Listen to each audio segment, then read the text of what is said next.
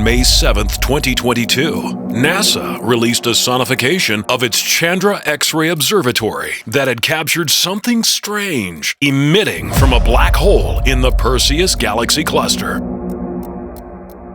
Astronomers discovered that pressure waves emitted by the black hole caused ripples in the cluster's hot gas. These ripples were translated into a note, one that the human ear cannot discern some 57 octaves below middle C. The sound waves were extracted in radial directions outward from the center and then resynthesized into the range that humans can hear. In other words, up to 288 quadrillion times higher than their original frequency. Now, we've taken this incredibly eerie sonification from the Perseus galaxy cluster, dropped it into Omnisphere, and created two patches that we've added as bonus patches to our free Ilio patch collection. Just in time for Halloween. I'm Michael Babbitt, aka MIDIhead. Please allow yourself to get sucked in as I show you how these patches were made.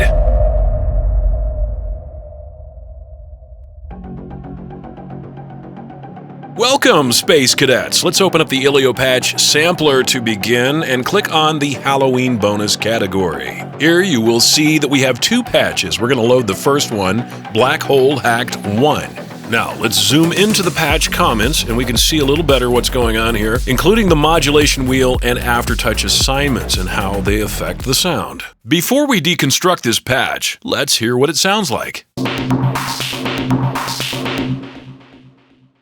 Now, before I can get into how this patch was built, let's turn everything off and mute all the modulation matrix assignments. With Omnisphere no longer affecting the sound, let's hear it the way NASA presented it.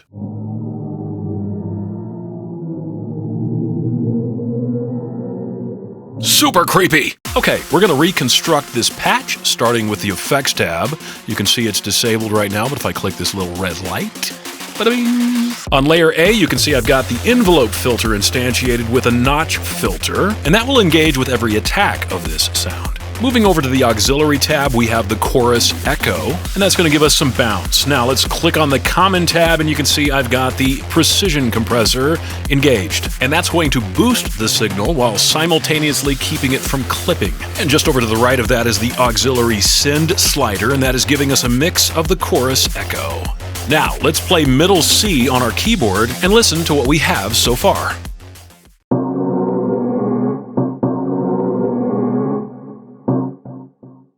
There's that chorus delay in effect. Now, let's go into the modulation matrix and unmute all of the modulation controls so we can hear how they're affecting the sound. Once we've done that, let's exit out of the modulation matrix zoom and turn on the wave shaper.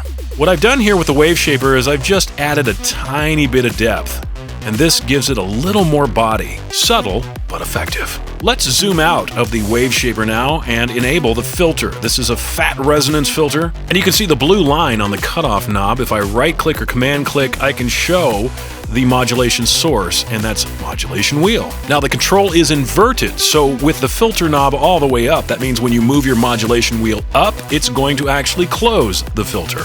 And dare I say, here's the real magic. I'm modulating the timbre crush with LFO 1. Now what I've done here by modulating the timbre crush with an LFO is that every time you play a note, that note is going to start wherever that slider is located, going back and forth. So you're going to get different results every time. Let me show you.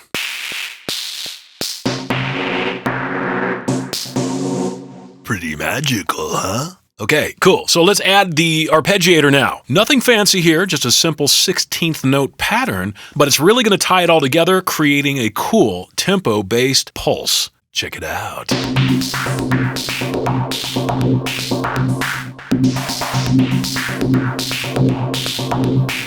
See? You can also adjust the LFO to speed up or slow down the sweep, including syncing it up to tempo.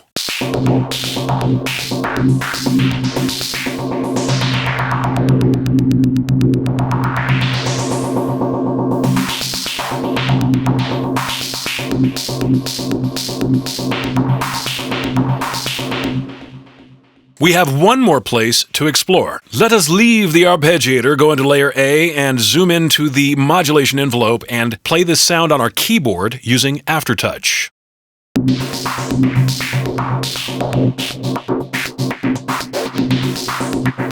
Notice the blue line on the depth slider. So when you engage Aftertouch, that increases the depth of the modulation envelope. Now into the final phase of this first patch, I'm going to play a simple triad and use modulation wheel and Aftertouch.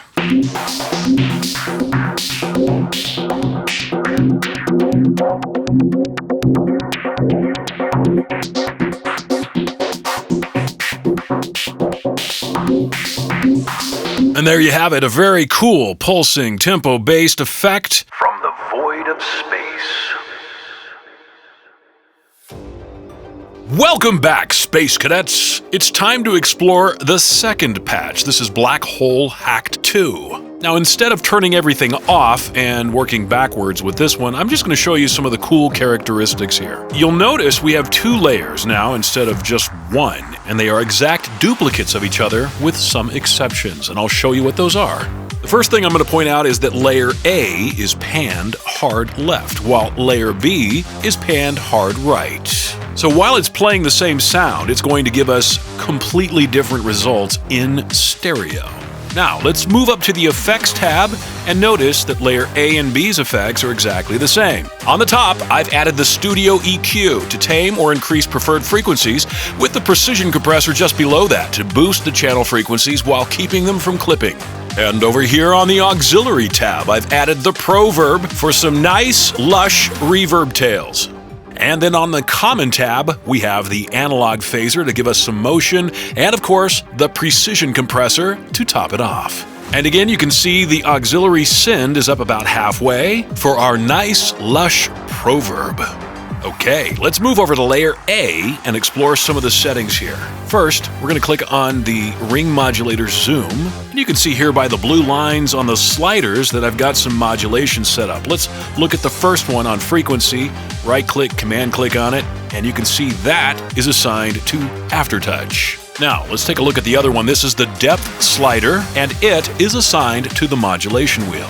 The idea behind this is that your modulation wheel introduces ring modulation to the sound, while Aftertouch increases the frequency, and this speeds up the modulation source, which is a sine wave. Got it? Of course you do. Now we're going to jump over to layer B, and I'll show you it's pretty much the same thing here, except for one small difference. If you look closely, you'll notice that the frequency slider is just a little bit different than the other layer. And this is going to prove very effective in our stereo field when we enable Aftertouch. Now, let's jump over to the granular oscillator, and you'll see between layers A and B, it's the same sound, but the playhead, if you will start the sound at different points in the recording. And this is going to further enhance the effect on the stereo field.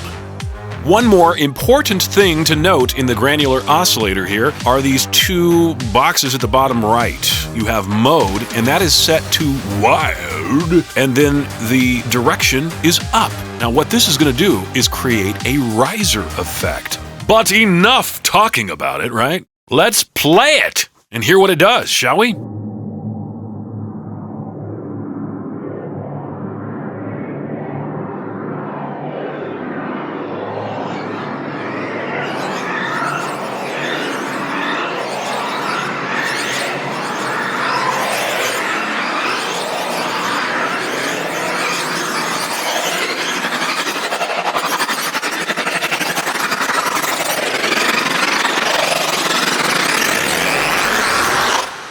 Thank you, my friends, for taking this journey through space and time with me. These 2 black hole patches are free, and you can download them now at ilio.com/free patches. But you've got to do it right now, because they're only going to be available until November 1st in the free Ilio patch sampler, which, by the way, also includes a couple of patches from each of our other patch collections. So go get it. Okay, Scotty, beam me up. Thank you.